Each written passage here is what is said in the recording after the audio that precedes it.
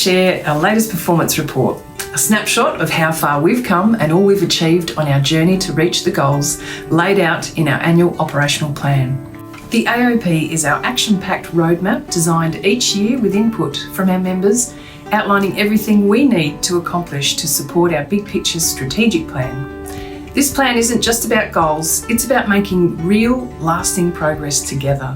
Each year, we break down our efforts into 3 strategic priorities and 2 key operational focuses, ensuring every step we take aligns with our vision for the next 5 years. Let's dive into the highlights of this exciting progress. To build a strong and resilient plant biosecurity system, we need to respond effectively, strengthen partnerships, and enhance integration. In order to deliver these 3 priorities, there are a range of organisational actions needed to manage the company effectively, support the changes required to implement this strategy, and to build the capacity and capability to achieve it. These actions are consolidated into 2 operational priorities. With the help of my executive management team, we'll present some of the outputs, milestones, and achievements from the past 5 months against these priorities. Priority 1 focuses on the actions required to advance Australia's collective ability to respond and recover from plant pest incursions. Our National Manager for Response, Dr. Rachel Mann, will provide an overview of the key activities undertaken to support this priority area. Under the Plant Biosecurity Response Arrangements, we've commenced preparations for the 2020 review wrap-up. These findings and the methodology and scope for the 2025 review will be discussed at the November EPPRD members meeting. Our emergency response team has liaised with several parties to aid in the implementation of their responsibilities under the EPPRD. This included providing guidance on response plans and administration of the EPPRD, improvement or completion of ORC evidence frameworks for industry parties, and on the implementation of ORCs. At the May members meeting, the confidentiality guideline was endorsed by members, and the Managing Conflict of Interest guideline was presented to members out of session for feedback and is considered endorsed. To strengthen response readiness, we've held Industry Liaison Officer workshops in the Northern Territory, Queensland and Victoria. Since this training program was reviewed and relaunched in 2023, it has now been delivered to every jurisdiction. A new e-learning course on financial management of a response has been developed and is undergoing final review before being released. It allows users to access information when they need it most. To support members' understanding of the training provided by PHA, a training prospectus is being developed. The prospectus will outline what training is provided as part of members' subscription funding and what is fee for service. It will also outline the steps organisations and individuals should take to improve their knowledge of their roles and responsibilities under the EPPRD. The training team are implementing better ways to engage and communicate with users via the Bolt platform and have added additional features to the platform. We also successfully delivered exercise motus in Sydney and Cairns to improve the resilience of Australia's horticultural sector to the incursion to Oriental fruit fly. Planning is underway for the first VegWatch program to support AusVeg's decision-making capacity during the response. In our biosecurity response operations portfolio, we've provided a significant level of support to government and 19 industry parties through negotiations on responses for tomato brown rugose fruit virus, polyphagous shothole borer, banana freckle and varroa disruptor. We were also involved in resolving outcomes for 14 other emergency plant pest notifications under the EPPRD, involving 16 industry parties and all government parties. We also continued to provide ongoing support for the successful completion of the Capra beetle and exotic fruit fly response plans agreed in previous years. Strategic Priority 2 focuses on the activities required to build partnerships between our members, the supply chain and the scientific and technology community. This will enable us to innovate, capture and share critical cross-functional information and resources and provide expertise to better coordinate strategies and improve responses. Dr. Lucy Tran Wen, General Manager Partnerships and Innovation, Stuart Kearns, National Manager Preparedness R&D, and Jonathan Turlich, National Manager Partnerships, will provide an overview of the activities undertaken to support this priority. Within the new partnerships portfolio, we've continued to build partnerships with the New Zealand Government Industry Agreement Team on bees and the VOA response. We also developed a national bee biosecurity project proposal, presented to the Plant Health Committee and submitted to the Department of Agriculture, Fisheries and Forestry for funding.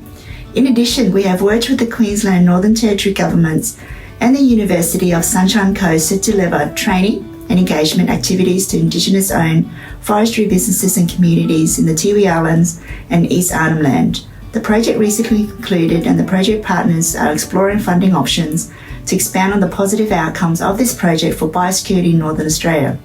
Another highlight is the Australian Research Council Training Centre for Plant Biosecurity, which showcased 20 project concepts at the inaugural meeting in May. PHA is the Centre's partner consultation and the training and education committees. To help improve existing partnerships for emerging risks, PHA continues to contribute the development and coordination of nationally consistent and plant biosecurity policies and procedures through national committees. Since July, PHA has attended and contributed to 20 meetings of national committees and working groups. To fulfil our reporting requirements, we produced and distributed the 2024 annual report to all members prior to our AGM. To make it even more accessible, a digital version will be published on the PHA website and will be promoted across all our channels for maximum reach. Building our commitment to collaboration and collective engagement, and as part of the Biosecurity Collective, we hosted the 3rd Australian Biosecurity Symposium on the Gold Coast at the end of August. The symposium attracted 430 delegates, featuring 128 presentations, including oral presentations, speed talks and panel discussions. This year's event brought together key voices and was a huge success, showcasing the power of working together to protect Australia's biosecurity future. I opened the event by setting the scene for the next few days. PHA submitted 8 abstracts and 7 were accepted and presented. PHA presentations highlighted our focus on a partnership approach through programs such as Bee Pest Blitz, the National Biosecurity Training Hub and the National Fruit Fly Council. In an ABS first, I participated in a biosecurity panel discussing unleashing the power of women, shaping the future of Australia's biosecurity landscape, with participants from the Department of Agriculture, Fisheries and Forestry, Queensland Government, AusVeg and the GRDC, and a grazier from Queensland. As part of our biosecurity planning and review activities, we update the consolidated high priority pest list when each new biosecurity plan is released and make it available to members via the Biosecurity Preparedness Portal. Valuable input continues to be received from technical experts in each jurisdiction in reviewing threat summary tables. Since July, we have delivered and launched biosecurity plans for the grains and cotton industries. Biosecurity plans for the citrus, tree nut, apple and pear and berry industries have been endorsed by industry and are awaiting final PHC endorsement. The sugar biosecurity plan is currently being reviewed by industry. We have also recently commenced the process of developing biosecurity plans for the olive and pineapple industries. Threat summary tables have recently been completed for the pathogens of the vegetable industry and are currently being reviewed by technical experts. We've also held and scheduled reference panel meetings for 9 industries.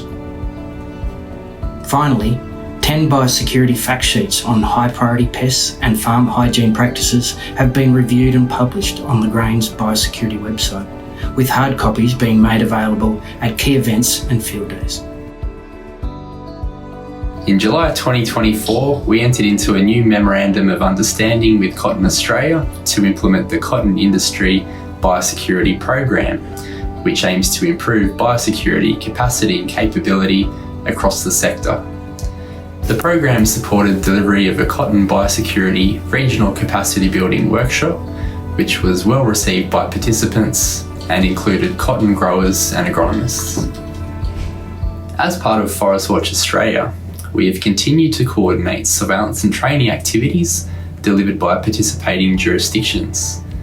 One of the program's standout highlights is the commitment to continuous improvement, leading to the creation of an enhanced surveillance manual and upgraded data standards.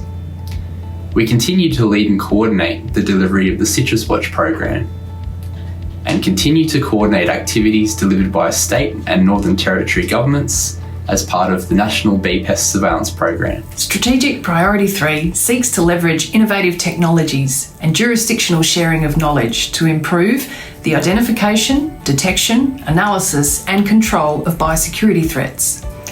Emphasis is placed on modelling the use of innovative technologies, bolstering scientific rigour and capability to improve Australia's biosecurity systems and processes, while engaging the community to enhance the reporting of biosecurity threats. Our National Manager for Digital Systems, Adam Hurrell, will provide a synopsis of the digital systems outputs to support this priority area.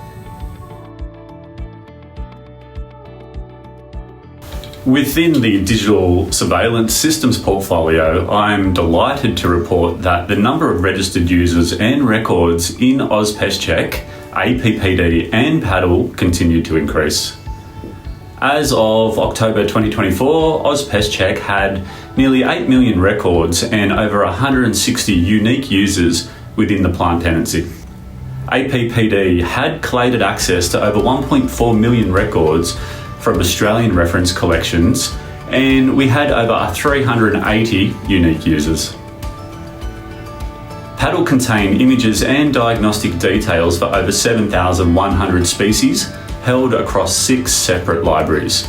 And we also have made several enhancements to these sites in response to user requests. And these include the development of the zone mapping capabilities within AusPestCheck to better visualise areas of pest presence or absence, and adding 6 new species pages to Paddle. It's been a busy few months for our networks. We secured funding for Nipiton and PSNAP and reduced professional development activities for 24-25 while sustainable funding is considered. In June 24, we delivered the virtual annual diagnostic and surveillance workshop. A record number of PSNAP and Nipiton members registered for the joint event with 323 registrations. Our Nipiton membership increased by 11.4% compared to the same period last year. We also produce and distribute a total of 4 newsletters to nearly 1,400 subscribers. To support surveillance and diagnostics, 3 national diagnostic protocols, or NDPs, were endorsed and published on the Nipiton website. The National Surveillance Protocol for Capra Beetle and 6 additional NSPs are currently being prepared for submission to the Subcommittee for National Plant Health Surveillance for endorsement. I'm delighted to report the National Integrated Surveillance System for Plant Pests, or NISSP, is complete with models developed to provide options for the future coordinated delivery and resourcing of the system. Funding for 24-25 has been secured for the Australian Interstate Quarantine website and the associated plant pest hotline. This brings us to our 2 operational activities. Our first is to improve governance and administration so that we can build a robust company with effective and efficient processes. PHA's Acting Chief Financial Officer Samania Dahal and Amanda Yong, General Manager of Corporate Services, will tell us more. Within the company finance portfolio, I'm delighted to report that the implementation of an enterprise resource planning system is currently underway, and we're aiming to roll it out to staff by June 2025. We have also successfully implemented a financial management system in July 2024, which improved the finance team's efficiency at completing key finance functions by 45%. The system made reviewing and reporting numbers seamless. We have maintained reserves above the minimum threshold through the year, with term deposit investments attracting higher interest. The financial statements contained in the 2024 annual report received a clean audit from our external auditor next year. From a people and culture perspective, we are in the process of streamlining recruitment procedures, which includes the implementation of an Employment Hero recruitment module. We have introduced the Work Health and Safety Metrics report in the board cycle and conducted a psychosocial survey, which resulted in developing an action plan to address hazards and minimise risk. We are now in phase 2 of the values campaign, titled Values in Action, and this is designed to embed PHA's values in everyday work. Phase 3 of the values campaign, which is the Employee Recognition Program, will be progressed in 2025, when we will also implement the Psychosocial Hazards Action Plan. We have enhanced our leave entitlements policy, which includes new time off in lieu and wellbeing leave provisions. Within the corporate performance portfolio, we continue to provide secretariat support to the board, the Finance and Audit Committee, and the People and Culture Committee. Our governance framework is regularly reviewed and monitored to ensure our compliance obligations are met. Our second operational priority seeks to build PHA's reputation to support the company's sustainability and growth. Our National Manager for Marketing and Communications, Karen Steenkamp, will summarise the key actions taken over the past 5 months to enhance our communications and engagement.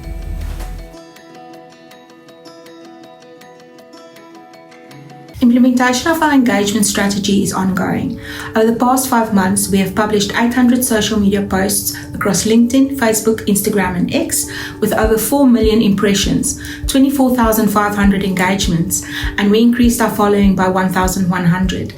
A key highlight was when we reached over 7,000 followers on LinkedIn in October. Our LinkedIn following has increased by 37.5% year on year. In October, we published the 212th edition of our e-newsletter Tendrils, where we provide a monthly roundup of all plant biosecurity news, including key milestones and events from our member organisations, to 1,800 subscribers. During the reporting period, we developed 74 articles and media releases, facilitated and created content for 4 speaking slots, and we coordinated 6 media interviews. Our internal communication strategy and implementation plan activities continue to drive employee engagement rates, provide transparency of information and improve cross-functional collaboration. Our intranet is a key component of the strategy, with 16 news items published in the past 4 months and a total of 83,000 site visits recorded since the launch 2 years ago.